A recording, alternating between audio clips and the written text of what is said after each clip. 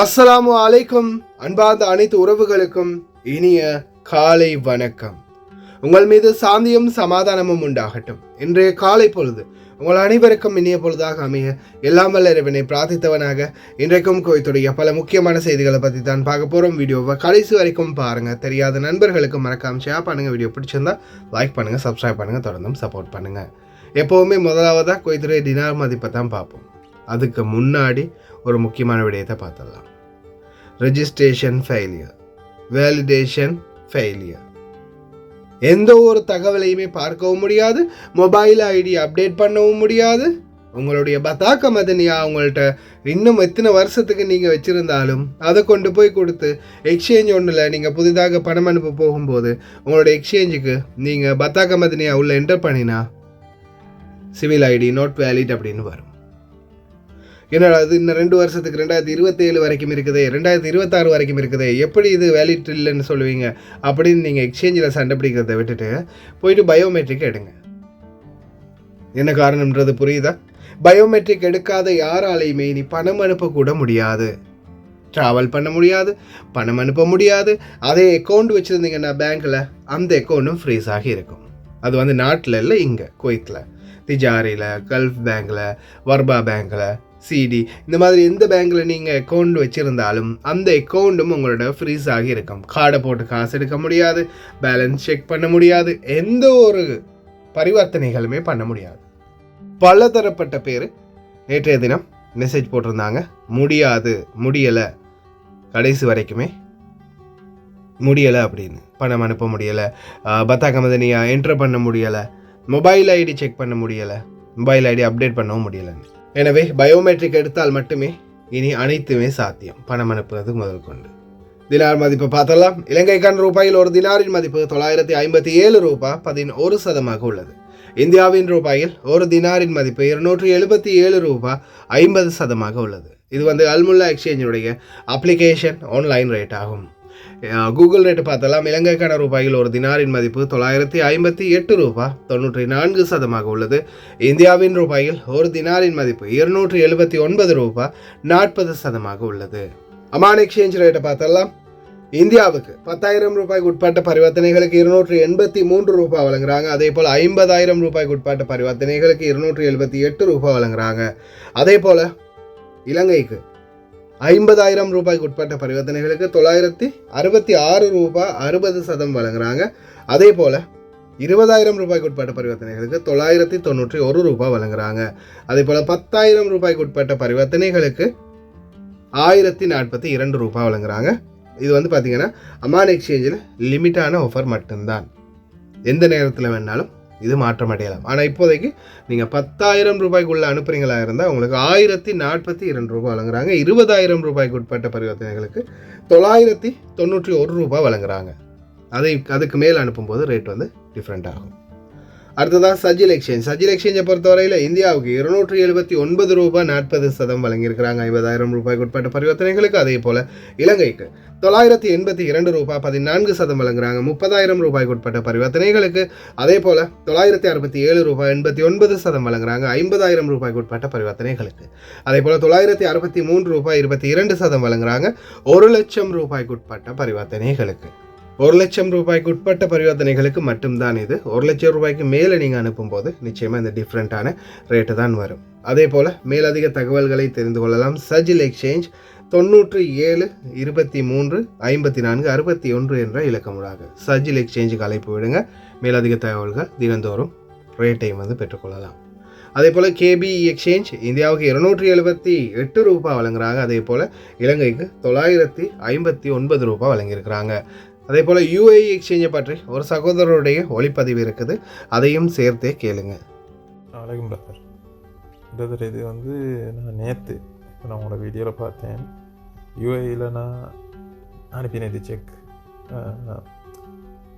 1,00,000க்கு 1,00,000 ஸ்ரீலங்காவுக்கு அனுப்புகிறான்டா 980 ரூபா 980 ரூபா கொடுக்குறான். 1 தினார் கமிஷன்.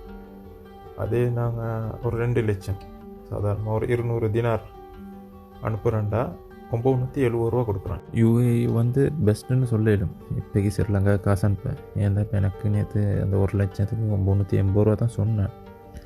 சொன்னதுக்கு அவங்களுக்கு செக் செஞ்சு தர பேர் கூடுதலாக வருது அமௌண்ட் எங்களுக்கு 390 மாதிரி முடியுது.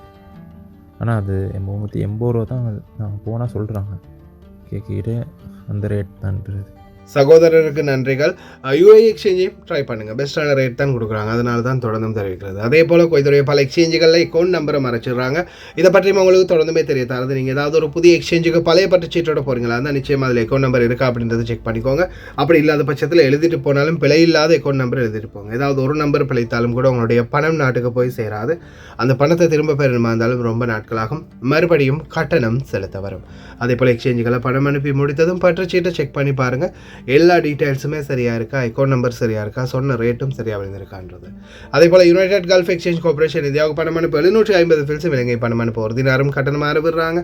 அல்சாமில் எக்ஸ்சேஞ்ச் கார்பரேஷன் ஒரு தினார் மட்டுமே கட்டணமாக அறுவிடுறாங்க. யூஜே எக்ஸ்சேஞ்ச் கார்பரேஷன் ஒரு தினார் மட்டுமே கட்டணமாக அறுவிடுறாங்க. Kuwait Asian international exchange 750 fils மற்றும் ஒரு தினார் போன்ற கட்டணங்களும் அறுவிடுறாங்க. குவைத்தில் அல்நாதா, ARY, Aman exchange, UJ, Al Zamil, Ansari exchange, Lulu exchange, Joyalukkas, KBE, UAE, Oman exchange, Bahrain exchange, BEC, Wall Street exchange, சஜில் exchange, Malik exchange, international exchange, Al Shafa exchange, இது போன்ற இன்னும் பல எக்ஸ்சேஞ்சுகள் இருக்குது. ஒவ்வொரு விதமான எக்ஸ்சேஞ்சுகளையும் ஒவ்வொரு விதமான கட்டணங்கள் இருக்குது. அதுலேயும் குறிப்பாக ஏஆர்ஒய் எக்ஸ்சேஞ்ச் எடுத்துக்கொண்டால் 900 ஃபீல்ஸ் மட்டுமே தான் கட்டணமாக அறுவிடுறாங்க. அதே மாதிரி 1 லட்சம் ரூபாய்க்கு உட்பட்ட பரிவர்த்தனைகளுக்கு அவங்களுடைய ரேட்டும் வந்து பெஸ்ட்டாக இருக்குது.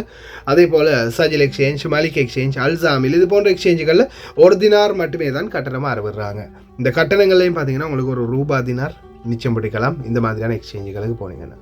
அதே மாதிரி எக்ஸ்சேஞ்சுகளில் தொடர்ந்துமே நான் தெரியப்படுத்துகிற விடையும் அவங்க சொல்கிற ரேட்டு வந்து லிமிட்டான அமௌண்ட்டுக்கான ரேட் தான், அதை ஞாபகத்தில் வச்சுக்கோங்க. இப்போ நான் முன்னாடி சொன்ன மாதிரி அமான் எக்ஸ்சேஞ்ச் 1043 ரூபா வழங்குறாங்க. ஆனால் அது வந்து வெறும் 10,000 ரூபாய், அதாவது 10 தினாருக்கு 11 தினாருக்கு உட்பட்ட பரிவர்த்தனைகளுக்கு மட்டும்தான். அதுக்கு மேலே பார்த்தீங்கன்னா நிச்சயமாக ரேட்டு அதை விட கம்மியாக தான் இருக்கும். கஷ்டப்பட்டு சம்பாதிக்கிற பணம் நல்ல எக்ஸ்சேஞ்சுகளில் அனுப்புங்க. அதே மாதிரி பணிப்பெண்களுக்கும் இந்த வாய்ப்பை பெற்றுக் கொடுங்க ஓட்டுநர்களே. குவைத்துடைய தங்க விலையை பார்த்தலாம். 1 கிராம் 18 கேரட் தங்கத்தின் விலை 20 தினார் 190 ஃபீல்ஸ்.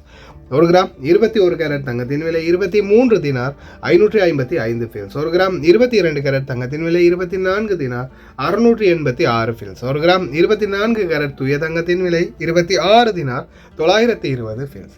மறுபடியும் தங்க விலை அதிகரிச்சுக்கிட்டே போகுது, தெரியும் தானே. அமெரிக்காவில் பற்றி எரியுது. இனி வரும் நாட்களில் அமெரிக்காவில் ஏதாவது ஒன்று நடந்தால் எப்படியுமே தங்கத்துக்கும் விலையிடுறது சாதாரணமான விடயம்தான். இதோ ஜஹ்ராவில் புதிய கேமராக்கள் நிர்மாணம். அதே போல் பதுங்கியிருந்த நபர் அதிரடியாக கைது செய்யப்பட்டார். அடைக்கலம் கொடுத்த அமைச்சரின் நிலை என்னவாகுமோ தெரியாது. அதே போல் நைம் பகுதிகளில் தைமா சுலைபியா வீடுகள் புதிதாக நிர்மாணம். அதே போல் ஜஹராவுக்கும் புதிய சட்டத்திட்டங்கள் வரும் விரைவில். பார்க்கலாம் அனைத்து தகவல்களையும். காலநிலை ஆய்வாளர் வெதரல் அமீரா ஜனவரி 15 முதல் 26 நாட்களுக்கு மீண்டும் தொடங்குகின்றது புதிய வகையான குளிருடனான காலநிலை அப்படின்னு தெரிவிச்சிருக்காங்க. அதே போல் முக்கியமாக பார்த்தீங்கன்னா இப்போ சில பகுதிகளில், குறிப்பாக கடலோரத்தை ஒற்றிய பகுதிகளில், நேற்றைய தினம் சிட்டி சென்டர் பகுதிகளில் எல்லாம் பார்த்தீங்கன்னா ரொம்ப அதிகமான பனிமூட்டம் இருந்துச்சு. அதே மாதிரி இனி வரும் நாட்களில் குளிரும் பதிமூட்டமும் ரொம்ப அதிகமாகவே இருக்கும். வாகன ஓட்டுநர்களும் ரொம்ப கவனமாக இருங்க. பாலைவன பகுதிகளில் இருக்கக்கூடிய சகோதர சகோதரிகள் இனி வரும் நாட்களில் ரொம்ப கவனமாக இருந்துக்கோங்க. குளிருக்கு ஏற்றால் போல் ஆடைகள் அணிஞ்சுக்கோங்க. முடிந்த வரைக்கும் கேட்டாவது பாருங்கள், கேட்காம யாரும் வாங்கி கொடுக்க மாட்டாங்க. கேட்டு சரி வாங்கி போட்டுக்கோங்க குளிர் ஆடைகளை. حرائق الغابات في مدينة لوس أنجلوس الأمريكية هذه ظاهرة دائما تحدث بسبب الأشجار والغابات الموجودة في هذه المنطقة، وبسبب الجفاف وقلة الأمطار انشفت هذه الأشجار، وبالتالي تعرضت إلى عدة أسباب لهذه الحرائق، منها البرق وهو مصدر حرارة عالي، أو خطوط الضغط الخاصة بالكهرباء، وهذه الأسلاك عند احتكاكها مع هذه الأشجار وانقطاعها تسبب طاقة حرارية عالية ثم الاشتعال، أو الاحتكاك بين أغصان هذه الأشجار فتولد الحرارة أو الاشتعال. فحرائق الغابات سببها الرئيسي الاحتباس الحراري، وبسبب قلة الأمطار تشهد هذه المنطقة وغيرها من مناطق في العالم فيها غابات مثل هذه الحرائق، لكن هذه المرة كانت الحرائق أعنف وأشد وأوسع بسبب سرعة الرياح اللي انقلت هذه النيران على مناطق شاسعة من مدينة لوس أنجلوس الأمريكية. والله يحفظنا. அராபியர்களும் கொண்டாடப்படும் ஏகே, அராபியர்களாலும் கொண்டாடப்படும் ஏகே அப்படின்னு சொல்லலாம். ஏன்னா 7வது இடத்தை பிடிச்சி மீண்டும் ஃபைனலுக்கு தேர்வாகி இருக்கிறாங்க ஏகேவுடைய கார் ரேஸ் குழு.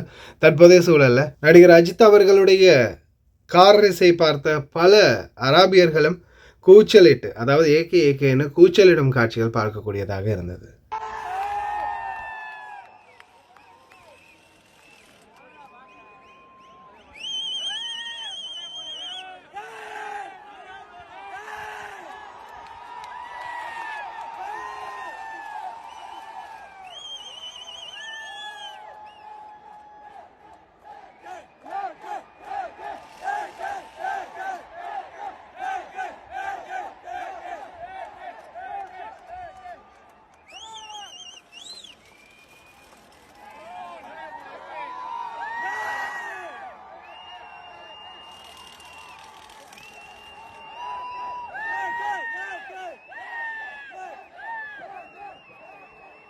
இரண்டாயிரத்தி 21ஆம் ஆண்டு சின்ஸ் 2021 இந்த காலகட்டத்தில் ஒளிஞ்சிருந்த ஒரு நபர், அதாவது குடியுரிமை மீறல் சம்பந்தமாக அவரை நாடு கடத்துறதுக்காக உத்தரவிட்ட போதிலும் ரகசியமாக இவர் பதுங்கிட்டார் குவைத்தில்.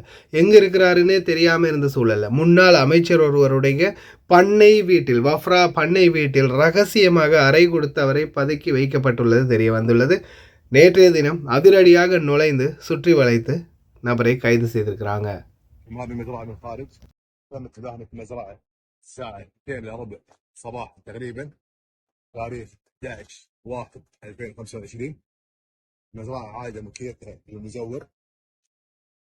مزرعة تنقسم إلى قسمين، قسم اليسار القسم الأول هذا تم تفتيشه بالكامل ولم يتم العثور عليه، ومن بعدها تم الانتقال إلى القسم الثاني البيت الأكبر اللي تم ضبط فيه المحكوم. ينقسم إلى قسمين، غرف يمين غرف يسار ودورين. طبعا تم توزيع القوة، ناس جهة يمين ناس جهة يسار. هذه البداية كانت فاضية ما فيها أحد. تم الدخول إلى الشقة هذه ما فيها أحد.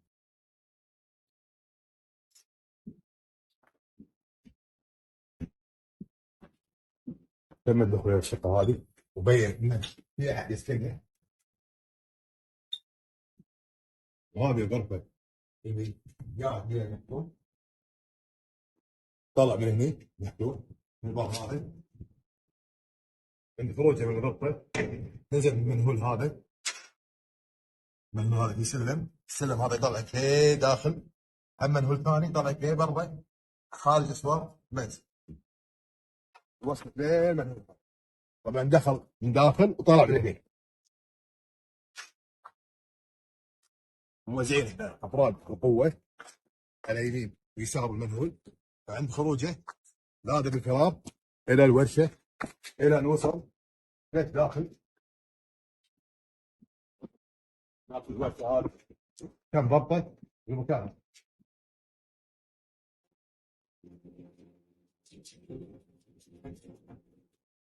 அக்காமா இல்லாத இனி கொய்தியாக இருந்தாலும் சரி, வெளிநாட்டவர் இருந்தாலும் சரி, ஓடவும் முடியாது ஒளியவும் முடியாது, தேடி பிடிக்கிறாங்க. அடுத்ததாக ஜஹரா பகுதிகளிலும் புதிய ஸ்மார்ட் கேமராக்கள் நிறுவப்பட்டு வருகின்றது. ரொம்ப கவனம். السلام عليكم، يعطيكم العافية يا الربع. تشوفون هذه الكاميرا الذكية تو مركبينها الحين يوم الجمعة، تاريخ 10/12. هذه تصور حزام الأمان، تصور التليفون، تصور حتى الأطفال في المقعد الأمامي. انتبهوا، بين عند إشارة الواحة، بين الواحة ومنطقة العيون. انتبهوا يا الربع، الله يحفظكم ولا يخسركم. وحتى الزقارة يمكن لا تولع زقارة قدامنا تشوفونها. அடுத்ததா அல் நயீம் பகுதிகளில் சுலைபியா மற்றும் தைமா பகுதிகளுக்கான புதிய ஸ்மார்ட் ஹோம் சிஸ்டம் அதாவது லோ காஸ்ட் ஹவுசிங் ப்ராஜெக்ட் வந்து ஆரம்பமாகி இருக்குது. இன்ஷா அல்லாஹ் விரைவிலே அந்த பகுதியில் இருக்கக்கூடிய தொழிலாளர்களுக்கும் நல்ல அறைகள் கிடைக்கட்டும் என்று பிரார்த்திக்கிறேன்.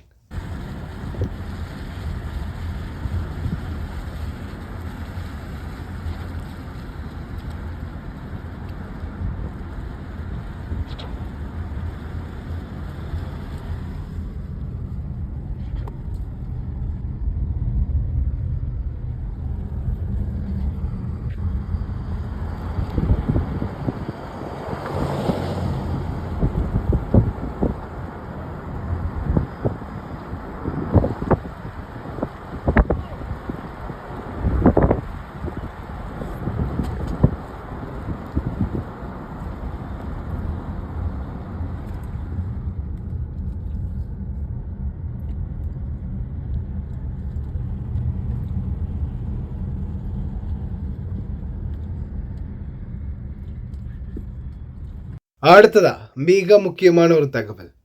இவ்வளோ காலமாக சாதாரணமாக ஜஹரா பகுதி என்றாலே குவைத்துடைய சட்ட திட்டங்களுக்கு அப்பால்பட்ட பகுதியாகத்தான் நம்ம பார்த்துக்கிட்டு இருந்தோம். ஏன்னா அந்த அளவுக்கு மோசமான சட்டத்திட்டங்கள், ஃபாலோ பண்ணுறதில்ல ரூல்ஸ், இந்த மாதிரி நிறைய பிரச்சனைகள் இருந்துச்சு. நிறைய அநியாயங்கள் தொழிலாளர்களுக்கு நடக்கிறது இது மாதிரி.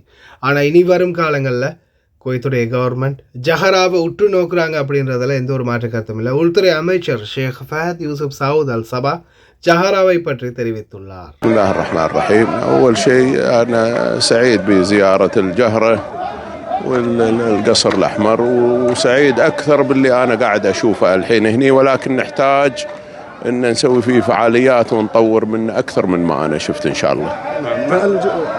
تاريخ القصر الأحمر يعني ما شاء الله يعني مشهد لبطولة يعني عيال الكويت وأبناء الكويت. شو نقول يعني كتاريخ القصر الأحمر؟ والله أعتقد التاريخ أظن أنتم تشوفون القصر الأحمر، مو أنا اللي أشوفه. يعني تاريخه يعني من يعني كم سنة وقاعد يطورون أهل الجهرة، وفخر هذا من يعني من معالم الكويت البارزة، يعني اللي الواحد يحتاج إنه يطوره علشان يخلي أي زائر يجي حق الكويت يعني يكون يزور هالمكان هذا. توجيهات من القيادة السياسية للمحافظة على كافة المواقع التاريخية بالكويت ومن ضمنها القصر الأحمر. وما شاء الله مجلس الوزراء يعني دائما ما يعني كرس يعني هذا المفهوم من أجل المحافظة على التراث والتاريخ الكويتي. لا، مجلس الوزراء مهتم في الأمور هذه بناء على تعليمات من سيدي صاحب السمو.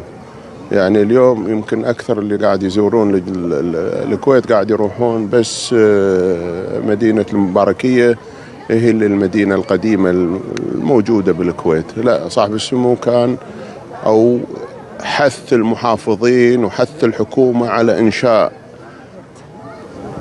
مباركية في منطقة الجهرة ومباركية ثانية في منطقة الأحمدي، وإن شاء الله عن قريب راح تشوفون. بعد النجاح اللي تحقق في دولة الخليج، الكويت صارت مكان سياحي وفعلا مهتمين بتكريس كافة الأمور، يعني بتحويل الكويت إلى مكان للسياحة الداخلية والخارجية تزامنا مع الكويت عاصمة الثقافة 2025. بإذن الله راح تشوفون شيء أكثر من ما أنتم تخيلون أو تفكرون فيه، بس نحتاج شوية وقت. محافظة الجهرة يعني أكثر كثافة سكانية وتفتقد للعديد من الأماكن السياحية.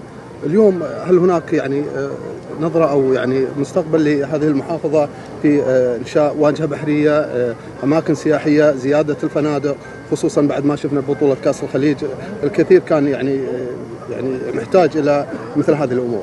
الواجهة البحرية أعتقد تقريبا خلصت، يعني راح يتم تنفيذ الواجهة البحرية، وهذا أمر يمكن كان حلم حق أهالي الجهرة، والمحافظ نشيط وقاعد يسعى إلى تطوير كل الأشياء اللي راح تجذب السياحة حق المحافظة، وفيها بنية تحتية تأهلها لهالشيء هذا. حتى استاد نادي لكرة القدم محتاج محافظة الجهرة، والله ملعب كبير. والله المفروض أكثر من نادي، يعني الجهرة الحين قاعد توسع، يعني مو الجهرة القديمة، يعني الجهرة اللي قبل سنين فيها نادي واحد، المفروض الحين يصير فيها أكثر من نادي. يعني منطقة المطلع هذه تعتبر من الجهرة، هذه بروحها مدينة تحتاج نادي لحالها، خدمات لحالها، بس يبي لها وقت، كل شيء يبي له وقت. احنا مع الاسف كلنا مستعجلين وبس. شنو تعني لك محافظة الجهرة مع الوزير؟ تعني حق الكويتي اشياء وايده، مو تعني لي. ஜஹரா என்றாலே ஜஹரா பகுதி என்றாலே லைட்டாக அடி வயிற்றில் புளியை கரைக்கிற மாதிரி தான் இருக்க வேண்டும். அந்த அளவுக்கு தொடர்ந்து கேள்விப்படுற ஒவ்வொரு விடயங்களும் ஆபத்தும் அச்சுறுத்தலுமாக தான் இருந்தது. அந்த மாதிரி சூழலில் தற்போதைய நிலைமை ஜஹரா பகுதிகளில் சட்டத்திட்டங்கள் மற்றும் குவைத்துடைய அரசாங்கத்தின் கண்காணிப்பு இனி வரும் நாட்களில், அதுவும் நேரடியாக உள்துறை அமைச்சரின் கண்காணிப்பு நடைபெறும் என்பதில் எந்த மாற்று கருத்தும் இல்லை. அதே மாதிரி நேற்று நைட்டே நான் வீடியோ ஒன்று போட்டுப்பேன், பார்த்துருப்பீங்க. சொலைபிகாத் பகுதிகளில், அதே மாதிரி தோஹா பகுதிகளில் கூட நேரடியாக உள்துறை அமைச்சரே களமிறங்கி சோதனைகள் நடத்தப்படுது. இனி வரும் நாட்களில் சட்டவிரோதமான செயல்கள் செய்கிறதும் ரொம்ப கஷ்டம். அதனால் தயவு செய்து அந்த விடயங்களை தவிர்த்துக்கோங்க, பாதுகாப்பாக இருந்துக்கோங்க. இந்த நாட்டுடைய சட்டத்திட்டங்களை மதித்து இந்த நாட்டில் இருந்தீங்கன்னா காலமெல்லாம் சம்பாதிச்சு நல்லபடியாக இருக்கலாம். அப்படி இல்லாத பட்சத்தில் நிச்சயமாக கைது செய்யப்படுவீங்க, ஃபிங்கர் வைத்து நாடு கடத்தப்படுவீங்க. அதுவும் சட்டவிரோதமான செயல்களில் ஈடுபட்டிருந்தீங்கன்னா கல்ஃப் நாடு ஒரு நாட்டுக்குமே வர முடியாது. அதையும் தயவு செய்து மறக்காமல் ஞாபகத்தில் வச்சுக்கோங்க. அதே மாதிரி பயோமெட்ரிக்கை முடிங்க, இல்லைனா பணம் கூட அனுப்ப முடியாது போகும். மொபைல் ஐடியும் இனி வேலை செய்யாது. ஓகே ஃப்ரெண்ட்ஸ், கடைசி வரைக்கும் பார்த்து எல்லாருக்குமே ரொம்ப நன்றி. தெரியாத நண்பர்களுக்கு மறக்காமல் ஷேர் பண்ணுங்கள். வீடியோ பிடிச்சிருந்தா ஒரு லைக் பண்ணுங்கள், சப்ஸ்கிரைப் பண்ணுங்கள். ஒரு நல்ல வீடியோவில் சந்திக்கலாம்.